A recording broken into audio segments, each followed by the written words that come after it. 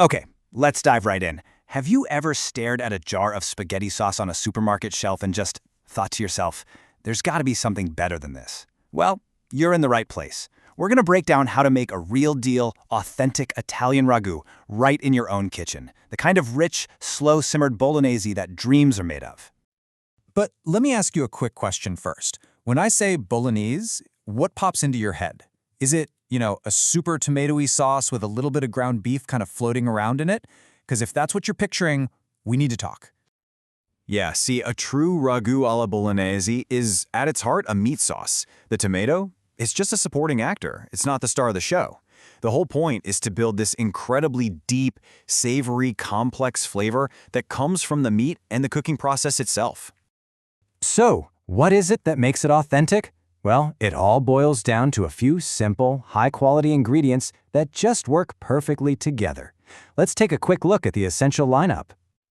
Okay, so check this out. It's all about balance, right? You've got pork for some sweetness and fat, and then beef for that deep, meaty flavor. Your soffritto, celery, carrot, onion, that's your flavor base. Then you've got your liquids. But here's the real secret weapon, a Parmesan rind. It adds this unbelievable savory punch, that umami flavor. And of course the pasta, pappardelle, with its wide, flat shape, is literally built to grab onto a thick, rich sauce like this. Now, the very first step, and I'd argue it's the most important one, is building that flavor foundation. And in Italian cooking, that means you have to master the art of the soffritto. This right here is so key. The word soffritto literally means under-fried. That's your main instruction right there. You're not trying to get things brown and crispy. The whole point is to cook the veggies so gently that they get super soft and sweet, and they basically just melt away into the sauce later on. Getting this part right is what separates a pretty good sauce from an absolutely incredible one.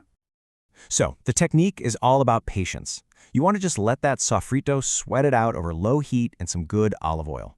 Let it release all its flavor without getting any color. And here's a huge tip. Always add your garlic in the last minute or so of cooking. Garlic burns so fast, and if it burns, your entire sauce will have this bitter taste. Nobody wants that. All right, so once our aromatic base is smelling amazing, it's time to add the next layer of flavor, that deep, meaty richness. This part is all about the meat, a little bit of wine, and unlocking that savory goodness we call umami. You have to look at this because this is a non-negotiable rule of bolognese. You must brown your meat properly. If you just dump it all in the pot at once, you're not browning it, you're steaming it. You get gray, kind of bland meat. But if you're patient, you get that gorgeous Maillard reaction. That's the sciencey term for the process that creates all those deep, caramelized, savory flavors. This right here is the backbone of your entire sauce. Now, after you've browned your meat, you'll stir in a bit of tomato paste. Let that cook for a minute to get rid of the raw taste, and then deglazing. You pour in some red wine, and you use it to scrape up all those delicious brown bits stuck to the bottom of the pan. That's called the fond, and it's not burnt stuff, it's concentrated flavor. This step is pure magic. It infuses the whole sauce with all that savory goodness and the fruity notes from the wine. And now for my absolute favorite part.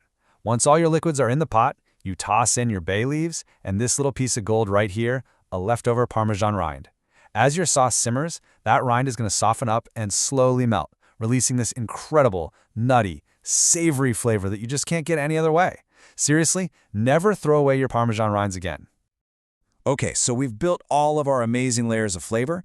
Now comes the easiest part, but also maybe the most important, the long, slow simmer. This is where your main ingredient is patience.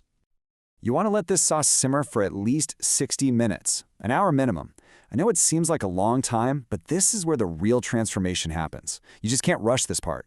Turn the heat down as low as it can go, put the lid on slightly askew, and just let time do its thing.